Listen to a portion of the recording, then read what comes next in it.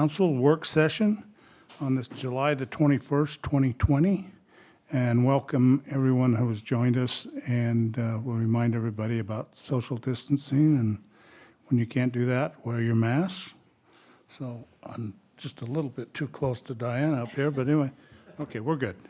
So it's so our first item tonight, we want to have an introduction of our new employees. So I'll turn time to our city manager. We have, I believe, 4 new employees that we'll be introducing today. So let's start with the Parks Department. We'll have Dion introduce his new employee, and then we'll turn it over to the police chief because we get a special treat. We have 3 new officers, but they also are going to be sworn in. So hence their families are here to be a part of that, which we're grateful. That's awesome. And it's going to be a good moment. So with that, I'll turn it to Dion.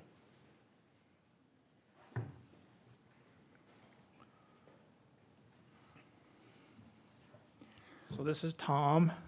I've called him Tom since he was a little boy. No, really, he hang out at my house. His name's Sawyer Peacock. We always call him Tom Sawyer. He's been working for us for 6, 7 years. 12. Yeah, he's quite a while off and on as part-time. He applied for the full-time position that we had open, and we're grateful to have him here, so he's doing a great job. So, you want to ask me questions? Sawyer, tell us a little bit about yourself. All right, just moved down to Spanish Fork, just built a new house down there. Got wife, 3 little daughters. I only know how to make girls. Yeah, been here for quite a while and decided to go full time. That's awesome. Welcome. Thank you. Thank you. Well, Glad to have welcome, you. I guess, back full-time, since you've that? already kind of been here, like, welcome for the second time. Yeah, thanks. And so Sawyer, were you were full time at some point in that Nope, time? You my never- brother you- Coulter's full time. Okay, Yeah, yeah, so I he's I the knew ball. that though, Yeah. but No, I've just you been never part time okay. doing Well, summers. good to have Yeah, the whole appreciate it. family And, back. and Dion said you kind of have a cool side job with filming around the world. Yeah, so I do a lot of international videography in a lot of third world countries. Do a lot of traveling to like Pakistan, Uzbekistan, places like that. So That's awesome. it's pretty fun. He also has a really good charity. Yeah. Oh, yeah. I own a Antlers. nonprofit we've raised quite a bit of money for, and so. That's cool. Well, welcome. And he's Well, got a what's great the- what's- family, what's the name and of- he's what's a the name of the Viking. what's the It's name called of the Sheds for Santa. We turn shed antlers into money, and Very good. so. And then they give speaking my Christmas. language. I know they give Christmas to how many families did you do? I mean, I think total we've done over 500 families now. So Yeah, so this awesome. is a really wonderful Right. thing. Good work. Thank We're you. thrilled Appreciate it. to have you here. thank you. Sawyer. Appreciate it. Okay, Chief Roberts, would you come? We haven't had a crowd in here like this for a long time. Long time. Looks good. 5 months. Yeah. Mayor and council, these are our 3 new great officers. I'd like to introduce Devin Kirkham, Gary Parks, and Colin Larson. I'll give them each a second to come up and tell you a little bit about him. Okay, so hold on. You got to kind of social distance, And then take off and your then mask. you take your mask so we can So then we can see you. Recognize you. All right, I'm Devin Kirkham. I grew up in Lehigh. Live in Orem now with my wonderful wife. Always had a great interest in law enforcement. Had a great influence and a great protege from my cousin who works for the Lehigh Police Department right now. Okay, wonderful. Very good. Welcome, Devin. Welcome. Welcome. Thank Hey, you. Kyler, can we turn the speakers on in the back?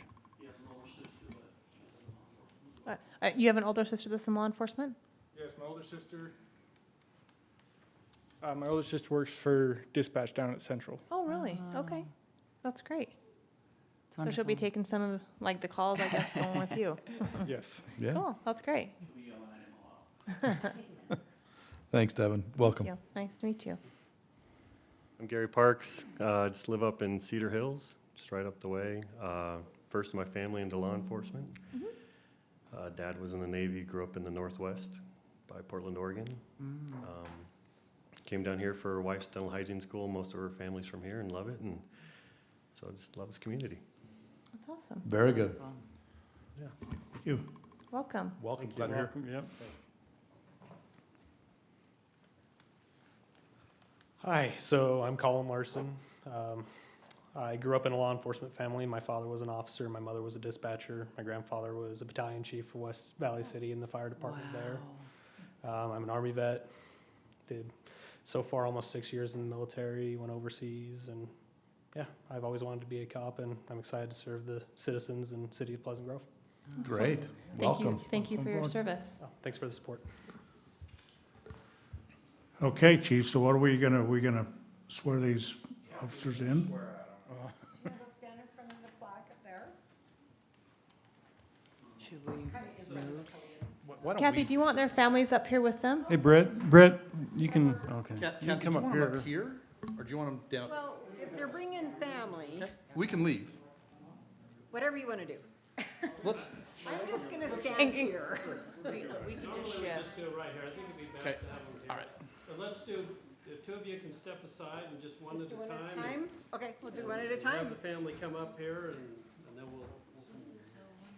Do-si-do.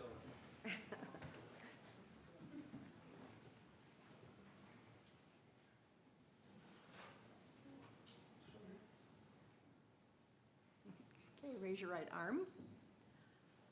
Repeat after me. I state your name. I, Paul Morrison, Do solemnly affirm do solemnly affirm that I will support, that I will support, obey, and defend obey, and defend the Constitution of the United States, the Constitution of the United States, the Constitution of the State of Utah, the Constitution of the State of Utah, and that I will discharge and that I will discharge the duties of my office the duties of my office with fidelity. with fidelity.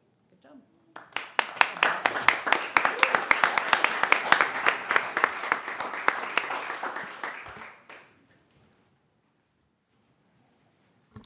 Do we have anyone taking pictures from the police or There's anyone? about 20 people back Okay, there. awesome, perfect. Just so we know who to contact. Okay, thanks, Brett.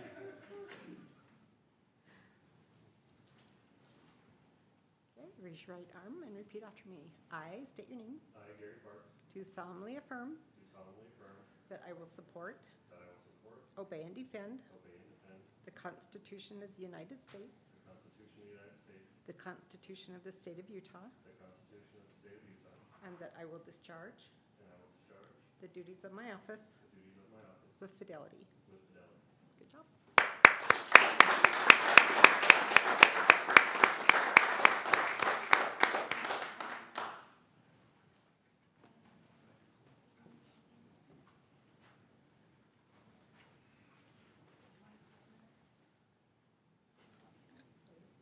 Anybody else going up? Go on, come on, come on up. Get the whole family up here. I'm claiming him, I'm sorry. Yes, absolutely. And you guys can all take off your masks because you're family. Okay. We ready? Raise your right arm and repeat after me. I state your name. I, Kevin G. Kirkham, Do solemnly affirm do solemnly affirm that I will support, that I will support, obey, and defend obey, and defend the Constitution of the United States, the Constitution of the United States, the Constitution of the State of Utah, the Constitution of the State of Utah, and that I will discharge and I will discharge the duties of my office the duties of my office with fidelity. with fidelity. Good job.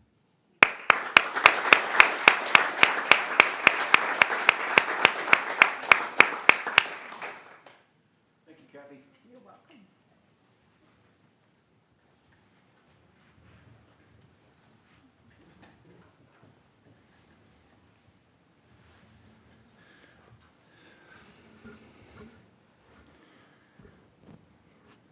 Thank you all for coming. We're grateful to have for our three new officers there and wish you well. Scott? Okay, next up, we have Tamara Oborn here, who is now an employee of Pleasant Grove City, running the Communities That Care program, and she's going to give you an update. Wait, there's more employees that still need to be, Oh, we have more to be, sorry. was We it have one good more. that I read Thank you. Marty's mind? We didn't need to cut you short, Marty. No, that's okay. totally fine. That was a But big wait till we group, swear so- him in. Yeah. Please do quick. That'd be great. So we, Sean left us back the end of April, and we were able to receive an application from Kyle, gratefully. Kyle Kingsbury comes from West Valley, I believe is where he currently is living. Had a great interview time with him and Kyler and kind of working through the process, and we're glad he's with us, looking forward to lots of learning and moving forward on a lot of areas. So he's taking over Sean's responsibilities in a lot of ways. A lot of the city engineering responsibilities are kind of going to him. He's got a lot to learn, but he comes from a lot of experience as well. And he can explain some of that to you, but he's also been in the city side of things for about 9 years, and in civil engineering development things for a few years after that, and then went to the church for about 8 or 9 years as well. And so just got a wide range of experience, and had a great time interviewing him. But if you want to ask him any questions, and he can tell you a little bit more about himself. Okay, good. It's good to meet you. Again, my name is Kyle Kingsbury. I've lived in Utah almost my whole life. Currently living in West Valley. There with my wife. We've been there for about 35 years, all except for about 18 months. So we're kind of rooted in that area, that neck of the woods, but we're actually kind of considering maybe moving this way. So that would certainly help on the commute end of things. But I have a lot of varied experience, been in and out of the public sector and private sector consulting with the church. I'm actually a mining engineer, but I have a civil PE license and I have a master's degree in business administration. So I look forward to getting to know you folks and helping to make things better here at the city and for the residents and the businesses and all of you folks as well. So Very good. Kyle, welcome. We're glad to have you. Welcome. Welcome. Glad you chose us. And we know good realtors. I'll be in contact with you, okay? We'll get you down here. You'll love it. Oh, anyway, Thank Kyle, you. thank you. Okay, I don't think we have anybody else out there that we need to introduce, then Tamara, would you come forward and? Coming, you're still working on your presentation? Okay, that's good. Well, we have somebody else that can go if you need a minute. Just trying to get my notes to show, but if it doesn't, that's okay. But if you want someone else to go first. Let's go to the next item. if that's Okay. Sure.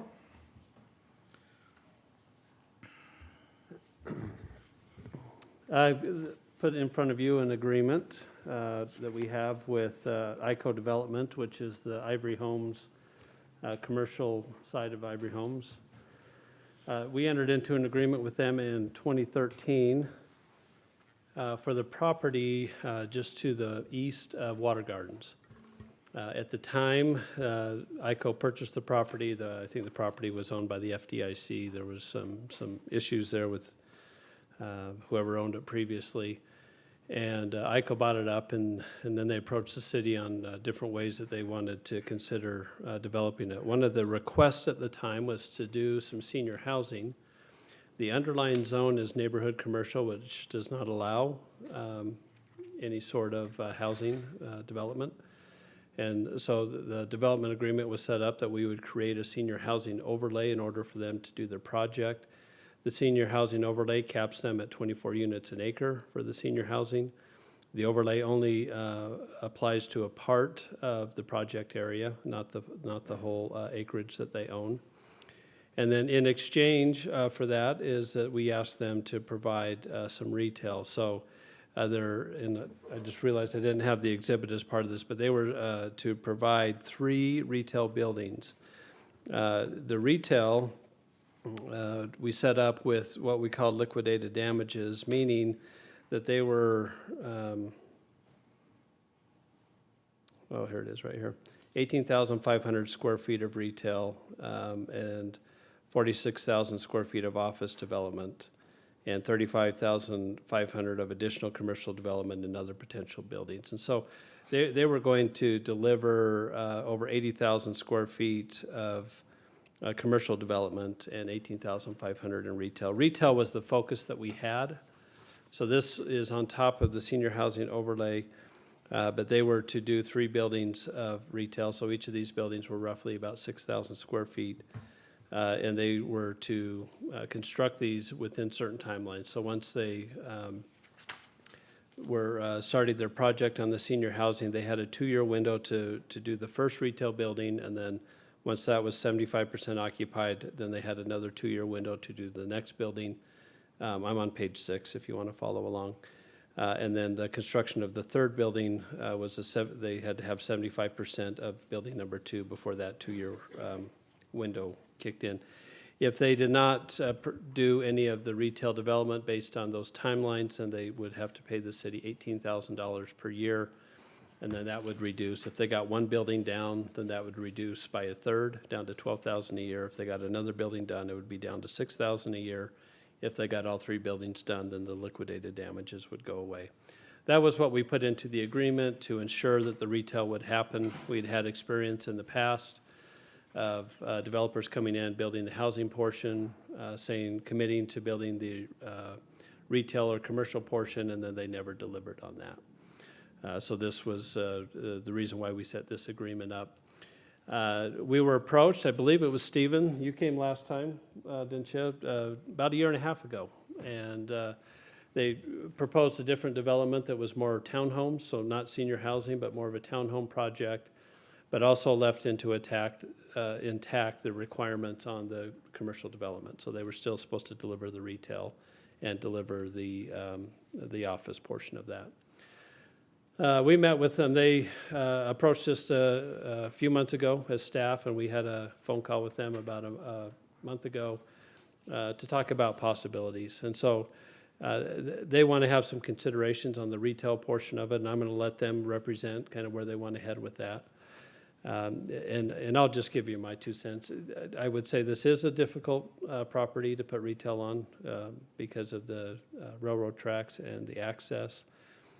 However, if that's something that we feel important that needs to stay, then, I mean, it is at the council's discretion on what we need to do there. We also, as we talked to the developer, said that if we were to exchange some of the retail, then it would not be for additional housing, it would just be for more commercial. So if, at least from the staff side of things, if the retail number went down, then we would prefer that it stays commercial and turns into office or whatever other commercial use, but not necessarily more housing. So that was our discussions with them, but at this point, it is a development agreement. So they want to make some proposals, so we'll have Stephen come up and talk to you about that. Do you have any questions on my end? Okay, with that, we'll turn it to Stephen. Did you have something you wanted to show? Yeah. Okay. Uh-oh. Let's see if we can get you connected.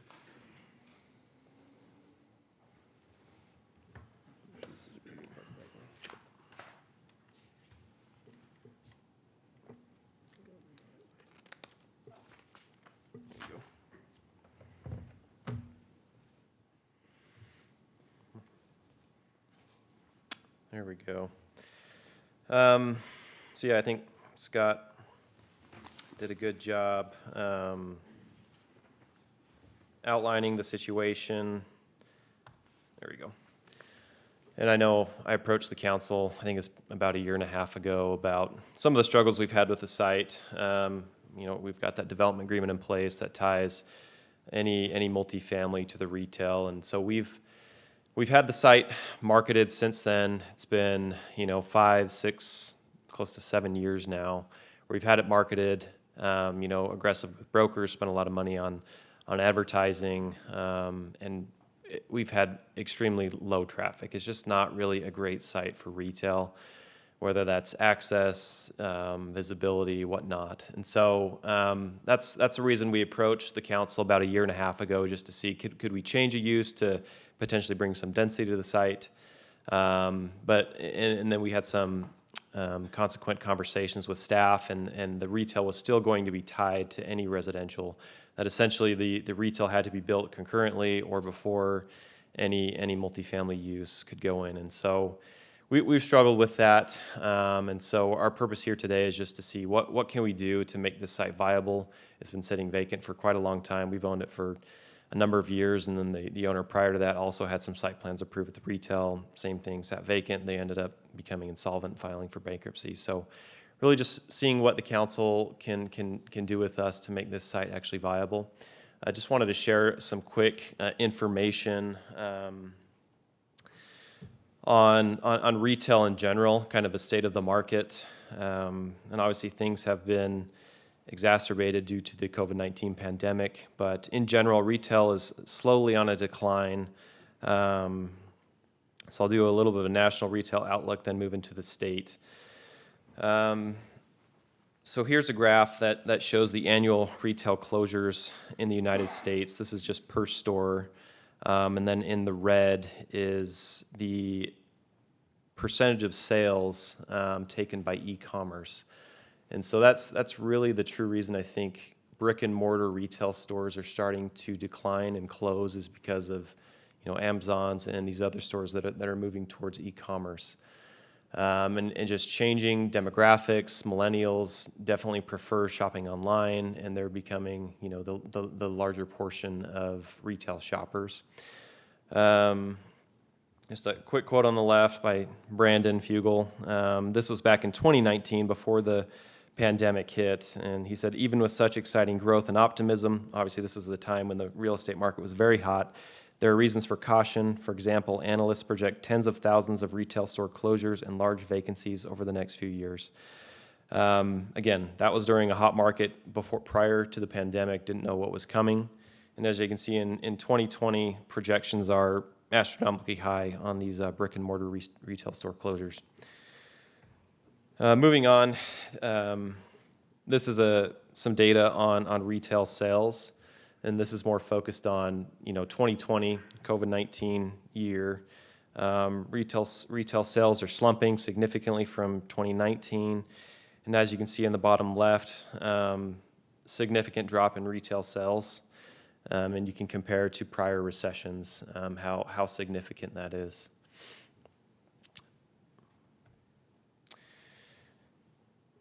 This is a graph showing net absorption of retail space. Essentially, that's taking the net of supply coming online versus that supply that's being leased up. You can see that's gone significantly down in recent years, starting to turn negative this year. Forecast is significantly negative. So that essentially means retail stores sitting vacant, unfortunately.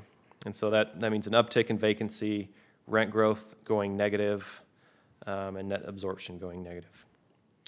State, similar, actually seeing worse drops in apparel and food services, which is, I think, what would be targeted for this site, the Tuscan Gardens site. I forgot to mention on the national, e-commerce obviously is capturing market share. They're the bright spot there. Similar net absorption. So we've got less data in the state, so it looks a little more lumpy, but overall it's trending negative. So sorry, when you say food services, is that restaurants? Yes, correct. So you're You've seen the restaurants over the course of the last year has been correct.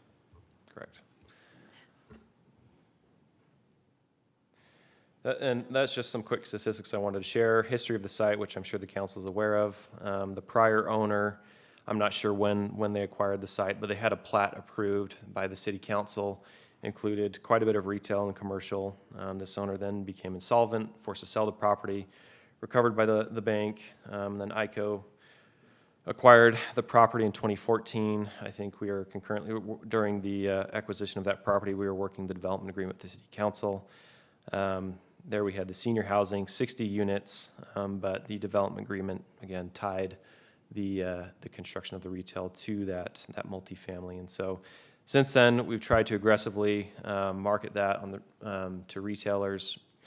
I can count on one hand the number of times we've actually had any interest in that site. So we've come to the conclusion it's just not going to work. We've tried for a number of years, spent a lot of money, and the site unfortunately is vacant, sat undeveloped. About 18 months ago, we approached the council and discussed doing a townhome concept. So from going from 60 senior housing units down to 55 townhome units, it sounded like that the council was open to that, but again, the retail was going to be tied to the construction of the multifamily. And so in conversations with Scott and his team, we discussed potentially keeping that townhome design the same, and instead of retail, supplementing that with office. Office is in a similar boat, not as bad as retail. We've been in conversations with some office developers across the state. They're projecting probably a 3 to 5 year backlog that we're going to have to catch up because of this pandemic. And so new office development will take some time to recover, but we do think it will be back. So our request is, in order to get this site developed, we'd love to do some townhomes, lower density, 55 units, but not have that tied to any commercial, allow us to bring some density to the site, traffic to the site, and therefore make the commercial more viable. So that's all I have. Love to answer any questions the council may have. Council? So are you saying keep the 55 total that was already pre-approved, or is this in addition to the units that we already approved? There was no approval. I believe it was just a work session. That's as far as we got. We presented the townhome plan, got some positive feedback. Again, went back to staff. The recommendation was to do a rezone. I can't remember the name of the zone, Daniel, if you remember. No.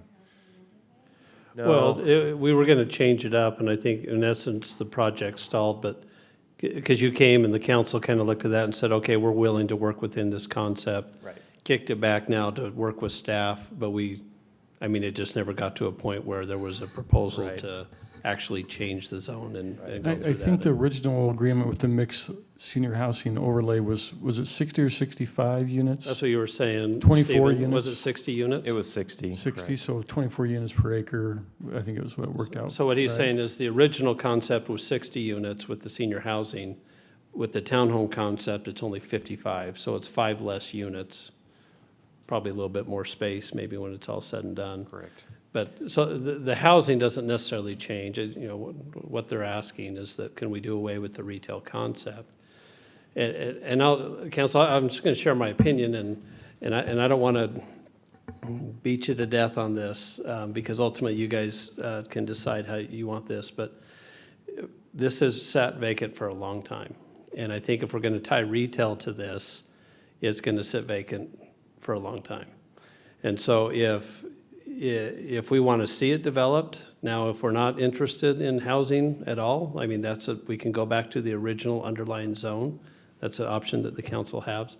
If we're interested in some sort of housing, this is a potential concept plan. And when I see numbers on what coronavirus has done to retail, that's where we're at today. I don't know if that's necessarily where we're going to be at in a few years, and I think it's a little bit hard to predict the future. So me personally, I don't put a ton of stock in when I see those numbers on how retail's affected right now today. But it's just, I think the access to this is not super great. And when we did this in 2013, we didn't hardly have any, like the Grove was not being developed at the time. And so now I think we've had some of that development come into our community. We were really hungry for retail when this agreement was signed. And so we do have a little bit more retail than what we did 7 years ago when we signed this agreement. But that's just my 2 cents. And really, this is a policy call all the way for the city council. If we want to keep retail in there, then let's keep it in there and keep the agreement intact. If you're willing to do that, I think our recommendation is staff, that if we're going to walk away from retail, that it still stays commercial. We don't want to see additional housing. So question for staff then. I see the increased townhomes here. We'd have to go in and ask for an increase in the mixed overlay. Is that correct? Well, Because I thought the mixed overlay was just the back portion. We would have to do a zoning amendment. Yeah. Because the current Right. density is under the senior housing overlay. Yeah. They're not doing senior housing, so it would take a text amendment and a Okay. rezone of some sort. That's right. Right. So council, are you okay with this concept? Mayor, here's my You can bring thoughts. something back to us. So I'm gonna go back 6 months, because I don't think we can look at the current situation as reality. I think we gotta go back 6 months. We have in that area, 1 in, 1 out. And we have a theater that is packed. Packed. Well, not right now. Not right now, 6 months before. 6 months Yes. ago. Right, that's, yeah. And we have a theater that's packed. Right. If I look at that versus the Vineyard, The Larry Miller the Theater. Larry Miller Yeah. property, Uh-huh. right? That's a destination place. You have to go in there knowing that that's where you're gonna go. And they've got Asian restaurants, they've got ice cream restaurants, they've got They got Chubby's. candy, they've got, what else? Chubby's, they have a Chubby's, Chubby's they've out got a there. Chubby's. Harbor. Yeah. So I believe that a housing would be wrong here for a couple of reasons. Number one, there's only one in and one out. So if we add another, I don't know, how many units are we proposing here? 55. 55. 55 units, that's another 100 cars going in and out. I think that's a mistake. I think that is set for commercial. I don't know, I haven't done any land studies on this, I haven't done any price per square foot studies, but any land developer that would look at all that traffic and say, if I put anything in there, someone's gonna buy. I think it needs to stay commercial. And I would agree with that. I also see that Garden Drive goes all the way along the railroad track and hooks up in American Fork, and they're building. Well, it eventually hooks Eventually. into Eventually, 1300 yeah. West. It dead ends. Right. The master plan. It There's, dead ends at 13th West. No, I think, the current plan, it, Intersection at 13th West. 1300 West. Garden Drive, because that's too close to State Street. It'll be offset. yeah, so the master plan has it kind of turning north and then kind of back to the west.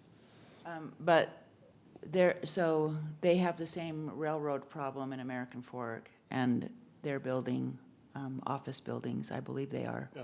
on that, Commercial which is a destination. I see we were laying on the grass during the fireworks at the Water Gardens. Those residents would not like that at all. No, They wouldn't, there's definitely, and they would complain. and we would not have fireworks. So what are you saying, they wouldn't like what? The fireworks, Or the traffic. Oh, or the traffic, or the 50, or the 100 cars. Well, I think commercial might end up being more traffic than housing would be. Your daytime In traffic. regards No, to your- that's what we're saying. Yeah. The commercial may not like the, Oh, sorry, okay. the Is that what you're residential may saying? not like the commercial Okay, traffic. got it. There's no question that a developer will make more money on the housing than retail, without a doubt. Totally get that. Totally get the dollars and cents here, but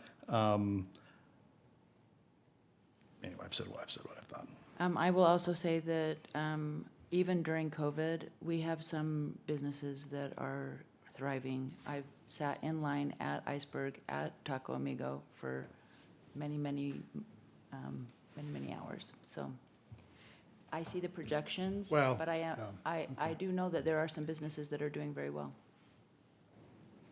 You, 2 cents, all right.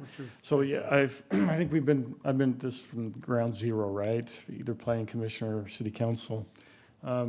I think it's been discussed, it is a double-edged sword here, right? I think if we do put the townhomes in there and the commercial, either or is gonna complain, right? I mean, it just is what it is.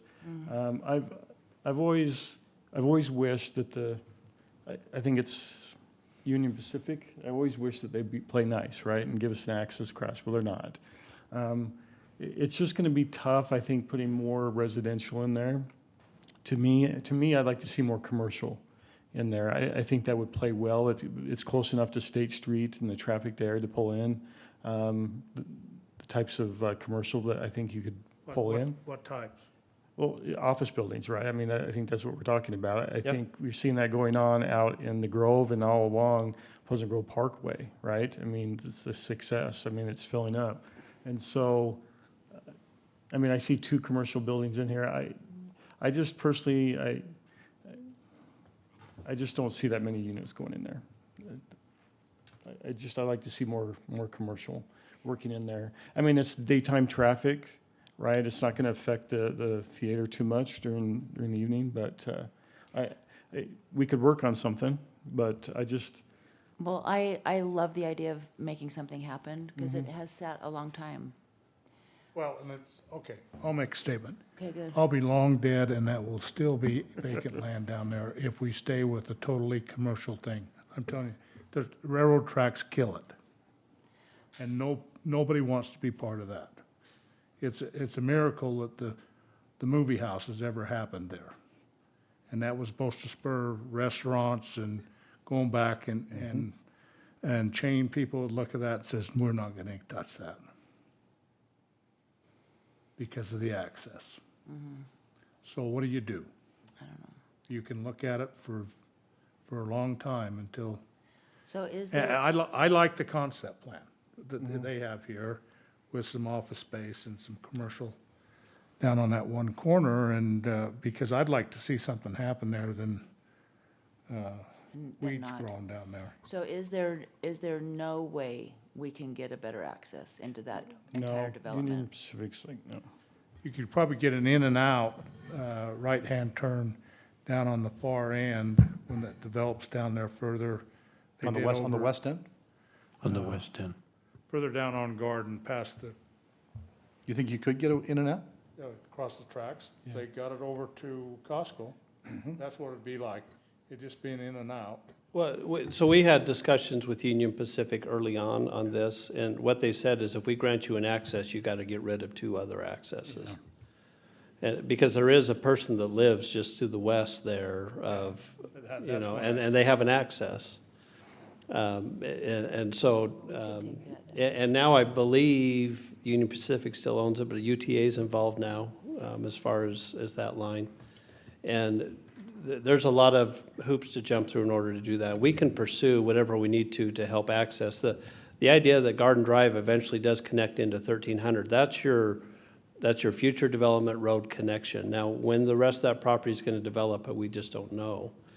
And I don't remember if you have the main access into Water Gardens, but I don't know if there's another access that's off 600 West. It is, but That's it looks just- like it's been like closed. or Yeah, it's so it looks like the weeds have over- grown over Yeah. it or whatever, but I don't know if that was ever an official access, but that could be a potential second access point in order.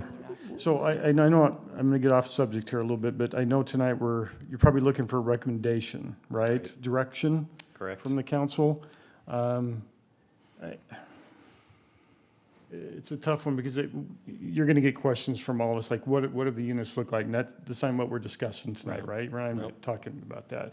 Because to a certain point, we're a little leery of, are we gonna get in 3-4 story type of buildings in there, right? This is totally off subject, right? But it always sits in the back of our mind. Right. When we talk about townhomes and high density, right? And we've allowed the 24 units, right? Which is way above what we allow now. And so that's always sitting in the back of our mind. And that's why you get certain things thrown at you, so. Well, and not only that, history, right? We have a developer that comes and says, hey, we're gonna build you some great stuff. Great commercial stuff. We just need a little bit of retail. And so we say, okay, we'll grant you the ability to have some retail for the commercial. And inevitably, they come back and say, well, we can't do the commercial, we need more residential. Right. And we've heard So that. we're burned. We've We'll- heard that and we'll from say staff. that, right? So,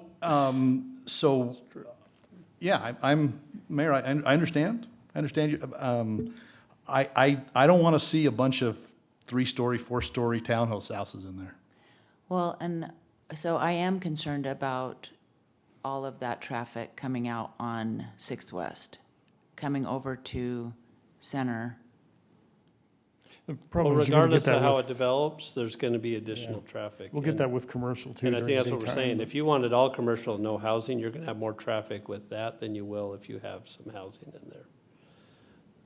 I mean, that's just, it's gonna be the idea of it. Development is gonna bring more traffic to that area. Sid, you got anything to add here? Chime in? If I'm not mistaken, when the plan was originally presented, oh shoot. That was Travis- me. Oh, okay, That was me. sorry. Try and get it back up. Timed out. We did an approval, but the discussion was having those units back off the frontage of the road by Water Gardens, and the units were back there, is that correct? And then there was Sorry. office and commercial where it shows the townhomes currently out in front, The originally approved Uh-huh. plan, the site plan. the one back in You're talking 20, the Okay, yeah, 20 this the is what I'm talking 2007? about. yes. This? This is the one that's tied to the development agreement. Yeah, that's what this agreement says they can do. That's what they're vested in. They could build that tomorrow Yeah. if they want. Okay, and I'm actually okay with that. I am too. The senior housing, and to me, it doesn't matter if it's senior or, townhomes. It's back, it's off the frontage, we have commercial office, like this makes a lot more sense to me than the townhomes. So I'm okay with still having the housing, at the units you're proposing, but, Just a little higher density tucked towards the back is what well, you're when you saying. say hard, I thought, Scott, you said they were going from 60 down to 55. Well, if you- Well, 55 if they do the townhomes. But if they do that one, 60 that's. Essentially, you're That's fine. compacting it into Five more a, units, that's fine. if you're, well, what I mean by higher density is you're compacting it into a smaller land area, so therefore you're going higher and Yeah. instead of, townhomes with individual plots of land, this is, Is this senior housing similar to the one across 1300 West? again, we haven't, That we one's haven't, four-story, because I don't remember where we landed on the height of the Well, buildings. at We never. 19,650, do you have to go 14, you have to go 4 stories to get 60 units? I don't know if we got that far. I want to say it was only, it could have been 4. It was either 3 or 4. So it's similar to the one on Right, 1300 West. right. I mean, I think the underlying issue is whether it's townhomes or whether it's senior housing, is the retail still on the table? I mean, I agree with Todd. There are destination points, and Vineyard is one with a megaplex. That's even a worse access than I think this is, even though we have the railroad tracks. You're driving a long ways to get to the front of the movie theater. Same with Riverwoods. That's a destination point. You're not going to Riverwoods because it's out of the way. You're going there for a destination, whether it's a restaurant or whatnot. I do think we'll get restaurants at some point. That's what I'm interested in, is restaurant. If there's some office, that's fine. Commercial, mix in with some restaurants. This is the plan I would be in favor of. If it's tucked back by the Water Gardens, I think we're gonna have an issue with the neighbors right there if it's 4 stories high. But at the same time, it is commercial property and, it's someone has the right to develop that. But I do wanna be cognizant of them. But to have townhomes front 600, I just don't think I like this plan the best. And when you say you've struggled, is it you've struggled with the senior housing concept or the commercial housing? It's the retail. It's all the retail. We just, no leasing velocity. Retailers are just not interested in the site for various factors. And the development agreement ties that senior housing to the retail. And so, until we get leases signed and a retail pad in place, nothing's going to happen with the site. Yeah, the agreement states if they build the housing, then they're now on the clock to build the retail. And if they Right. fail, then they have to pay us money each year that they failed to deliver on that retail. Daniel's got a, So you guys have a question about the height of the building? Did I hear right? How many stories? yeah. Mm-hmm. 3 stories. 3 stories. So this isn't worth anything. Well, In okay, fact, if show they me the fall through next, this go to the proposed, disaster. okay.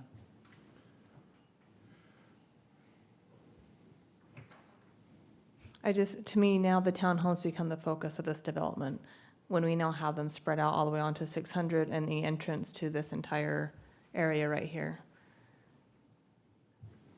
Well, even if the 1, 2, 3, 4 buildings on that south side of the development, even if those were, Office. those were commercial. Well, can I just say, we are running out of time here a little bit. We just still need to hear from Tamara. Okay. I think really what's on the table is retail or no. So it's not necessarily townhome or senior housing. Okay. I think what they're looking for is feedback is this council willing to step away or entertain stepping away from retail so that they can replace it with other commercial and pursue the project? Now, if you say, yes, we're willing to entertain that, that means now as staff, we enter back into negotiation. It doesn't solidify anything, doesn't mean it's a done deal. But if the council is saying, no, I want the retail to stay, then this is what they got. What the agreement is what they got. So I would say that for me, I would love to keep the retail. I would be willing to entertain differences on the timing of that, where it needed to be completed, So the clock. the clock. Yeah, I'd be open to that as well. I know things are crazy with COVID, but I don't want to give up all the retail right here, and I'm open to office space as well, but not the current plan with where the proposed 10 homes are located. But I'm willing to readjust the clock. Do you have specifics on what you're thinking in terms of the timing? Well, that's, I mean, let us, as staff, if that's the direction, we've heard from 2 council members, but if that's the direction we want to head, let us, as staff, put our heads together and we can. Brent? We can. What are your thoughts, Brent? I agree. I think there's retail out there. And I think we're looking at something that's, this COVID is not going to last forever. I agree. And unfortunately, that wasn't supposed to be the focus of this. I mean, retail is declining, e-commerce is taking over. Well, if that's true, then why are you continuing to build office buildings when people are now doing their work at home? I have a son-in-law who works for a large company, and they were instructed that they have this big development they're going to build out in Salt Lake, and they've decided to cancel it because they find out they got more work done by their people working at home. And we see all of these office buildings going up all over the Wasatch Front. We are in complete agreement. I think office, as I stated earlier, is going to have a 3 to 5 year backlog of vacant space, and I think retail is even worse. So, well, and so everyone is. So what? I mean, I appreciate you as a developer saying we want to make some money off this, and housing is where it's at, multi-housing particularly. Right. And so I would like to hang on to some retail. I have a little more faith.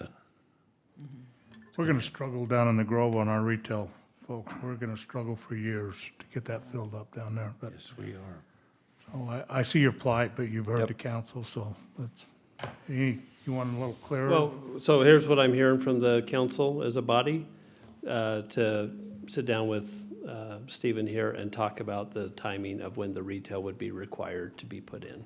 Right. And maybe we can fudge with those numbers a little bit, and if it's something that works for them, then we can bring it back to you to amend the agreement. And I think that also, we liked the housing along that back wall. So, and there's three floors, three stories. Okay. So, and Well, that's so okay. if we get where we need to go with the retail with these guys, then we'll Manage. rediscuss the townhome senior housing issue. We might have to have them come back at that point to do that. We do have Tamara here, and our meeting's ending here in Yes. about 10 minutes, so we'll Okay. probably need to have her. Okay, thank you. Thank you. Thank you. Okay, Tamara. Item number 1 is the last.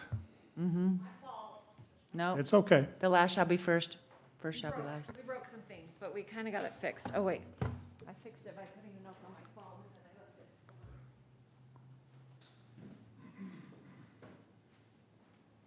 it. Okay, this is fast. It's not too long, I promise. I can take this off, right? Mm-hmm.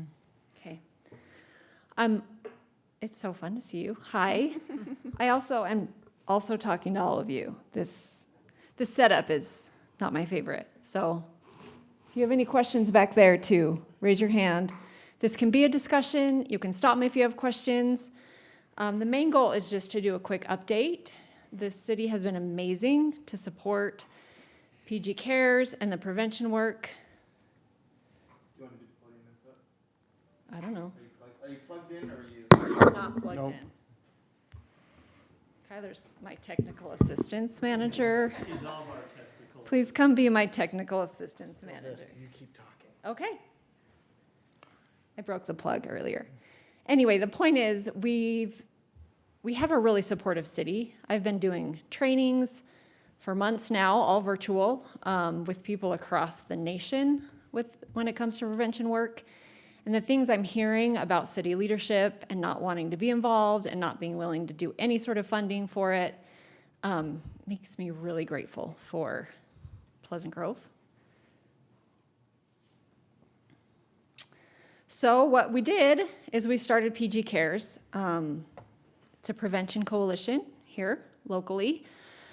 One of the big things we focus on when it comes to prevention science is just the economic benefit of prevention work.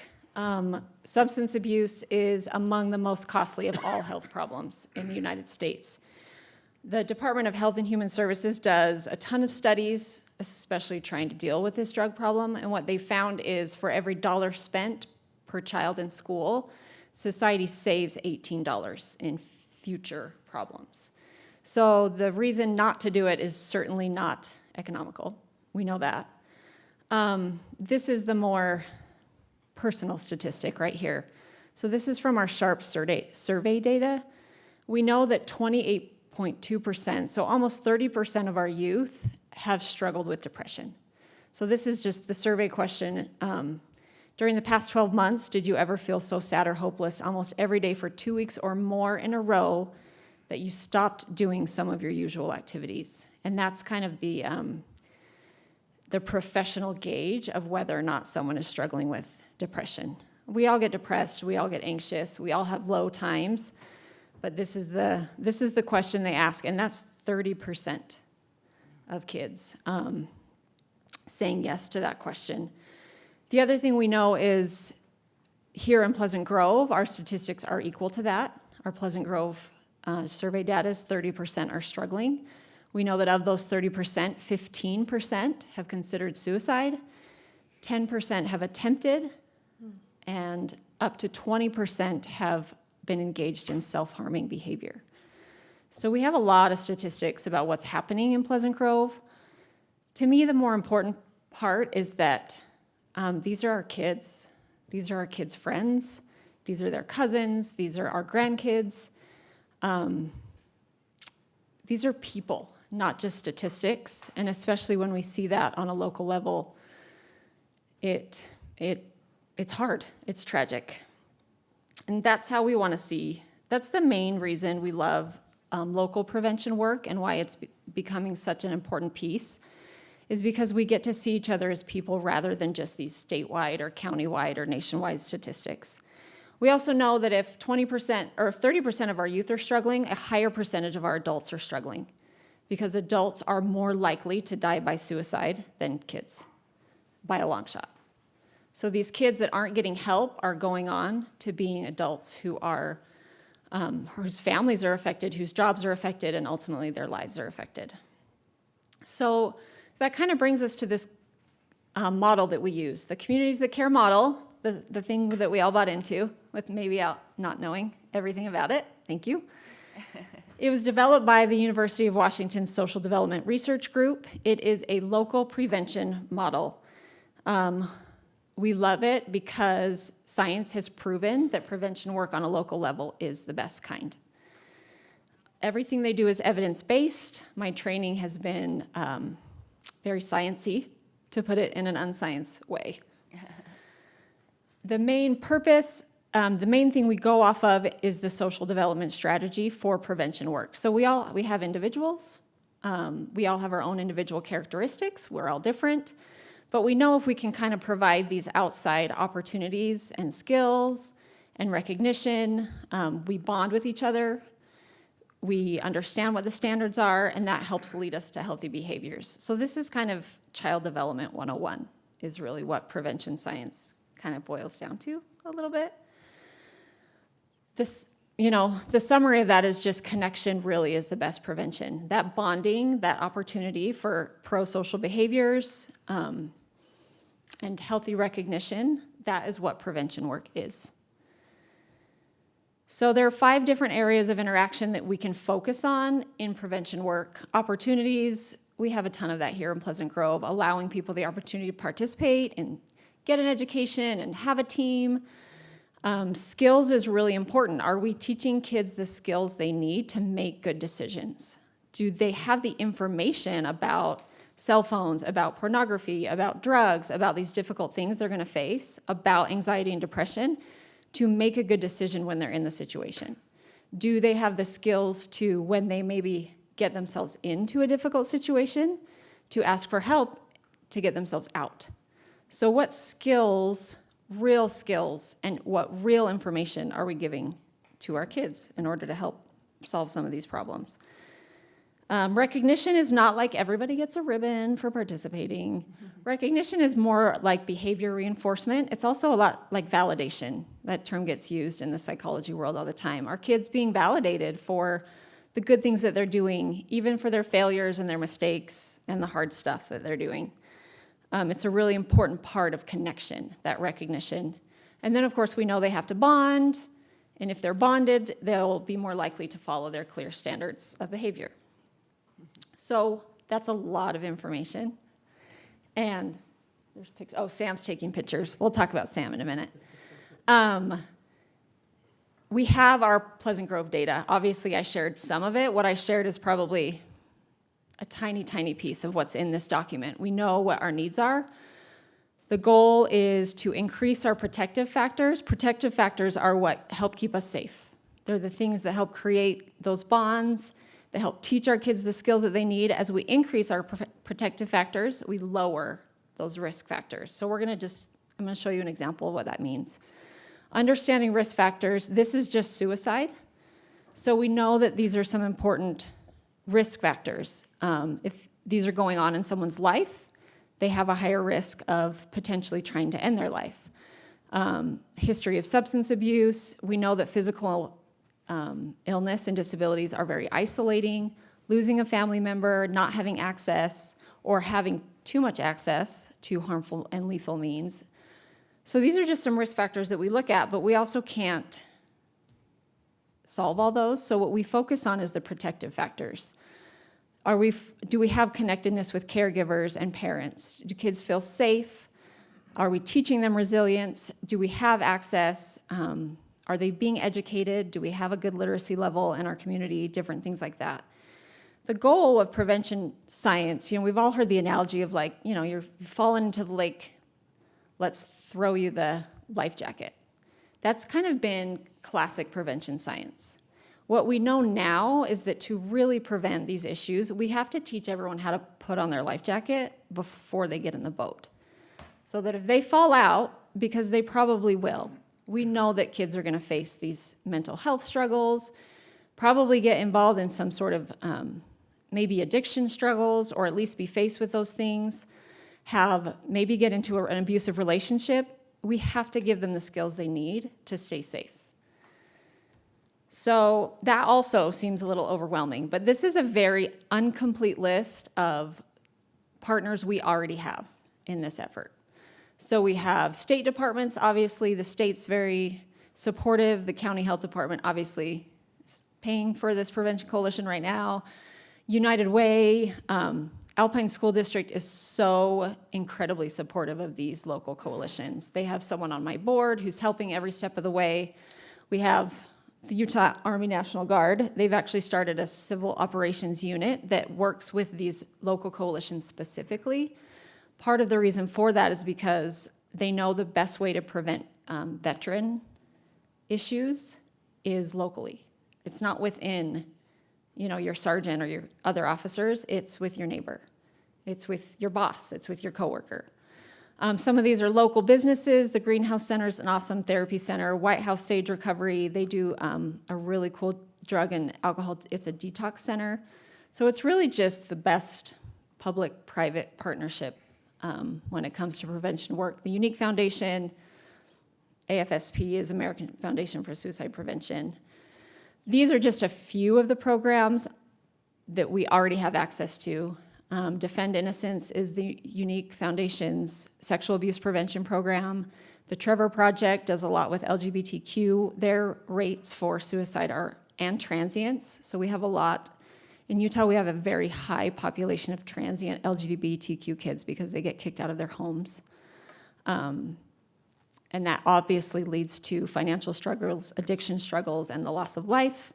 QPR, we're already teaching QPR classes. This is a proven, effective way to reduce suicides in a community. Parents Empowered, Use Only as Directed. These are really cool drug prevention programs. And the state itself has a program that they've been rolling out that that I have access to. I have access to all of that. So the reason I'm here, and time is up, every good organization has to have a structure. So this is the structure of the Prevention Coalition. We have a key leader board, which is made up of any of you, any/all of you, and you, all of you. Oh, this moves. The key leader board is at the top. They help give us direction. That's who I kind of report to. The community board is made up of PG residents. I have a few here. Wave, hi. Oh, there's Ariel, maybe just one. I have about 25 PG residents already who have contacted me that want to be involved. There's an executive committee. We break out into work groups. What those work groups are doesn't really, we get to choose. We get to choose what's best for our community, so that's great. There's a video, we're not going to watch it, but essentially if you control resources and shape opinions and care about young people, your efforts are critically important. The point is that we have to have leadership and a community on board with prevention work for it to work. The key leader board commitments are, there's an initial training that we have to do that goes way more in depth into prevention science, into our Pleasant Grove statistics, what we want to focus on, things like that. We have quarterly meetings where, again, I kind of just do an update sort of like this of what's going on and receive direction. And then public engagements. We know that prevention work requires engagement from leadership, whether it's showing up to an event, whether it's just sharing it on social media. It really does build trust in the community that what we're doing makes a difference. Community board does all the work, though. Don't worry, you guys are super busy. We have the experience, the expertise. These community members do the work groups. We meet monthly. We set goals. We throw the events. That's all going to be the job of the board. The one thing we've already done is the Chocolate, super successful. It was really quickly put together. We got a grant from the state, a youth suicide prevention grant, and we used it to promote the United Way Everyday Strong program, which helps kids with resiliency. How much was that grant? We got $5,600 from that grant, and we used it all. We had partners with Intermountain Healthcare. We had help from the National Guard. Alpine School District was so excited about this because they love the Everyday Strong program. We gave out 150 resource packets. We had 50 parents participate in the Everyday Strong class, which is a great class. And then we supported 15 local businesses by buying gift cards to give as prizes, and to the chalk artists, and to families that signed up for the class. So anyway, I'm done, but the point is we have to do this as a community, so that's why I'm here, to kind of update you and ask that if you're interested in participating, that you let me know. Now later, I'll come find all of you. Yes. No, I think this is critical, Tamara. I'm in, whatever you need. And we really do know, in all of my trainings, the one thing they tell us over and over, it really can't just be a coordinator or one person or even 5 people that cares. It really has to be the entire community that cares. And this program has made a big difference in communities that have done it. So, Well, what can we do to help you right now? well, you just send me a little email that says, put me on your list, and I will contact you, and you will get trained, and we will start having our meetings. And then also as far as like the city as a whole, because I know this is, we're helping to fund this position, but do you need things to go out, and maybe have you been working with our social media representative that we can help get the word out on our social media sites, on our web? We can make a web page for you on the website so you can post information there. Like, what resources can we provide for you as a city as a whole? Yes, we want to do all of that. The answer is yes. Lisa's been great. I push things out to her, especially with what we're doing. Right now has been a ton of organization and training, but what we do want is to get a website link.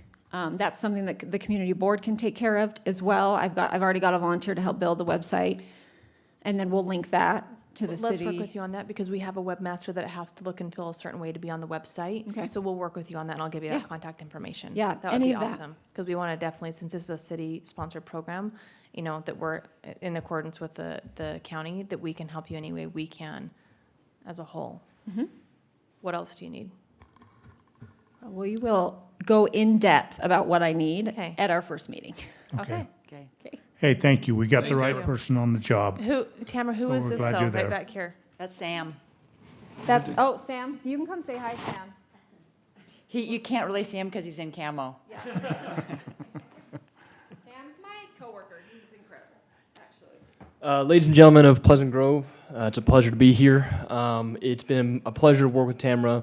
The full weight of the National Guard is behind this program. We started our civil operations program earlier this year. It was stood up as part of our counter-drug operations mission command that's headquartered in Draper. It's been an absolute pleasure, as I said, working with Tamara and really seeing the growth and potential of this program.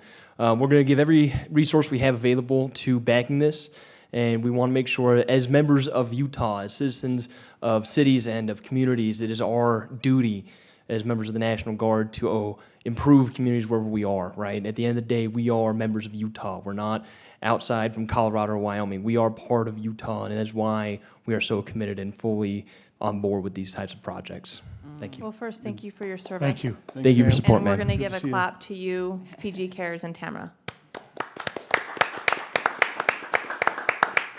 Thanks for being part of the team. With that, we will now adjourn. I need a motion to adjourn. Mayor, I'll make a motion to adjourn. Have a motion, do I have a second? Second? All in favor, say aye. Aye. We're adjourned till just after 6